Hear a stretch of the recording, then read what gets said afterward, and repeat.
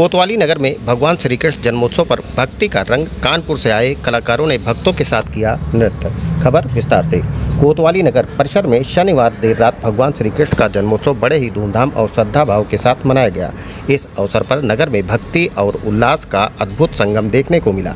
कानपुर से आए कलाकारों ने अपनी मनमोहक प्रस्तुतियों से श्रद्धालुओं का मन मोह लिया। शिव, पार्वती, राधे कृष्ण, बजरंगबली की भव्य झांकियां सजाई गई, जिनके दर्शन करने के लिए देर रात तक श्रद्धालुओं की भीड़ लगी रही।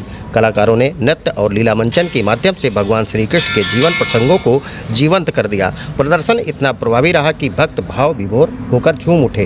कार्यक्रम में नगर के गणमान्य लोगों के साथ भारी संख्या में भक्तों की उपस्थिति रही। महिलाओं ने पारंपरिक वेशभूषा में भगवान का स्वागत किया और प्रसाद वितरण कर उत्सव की शोभा को और बढ़ाया।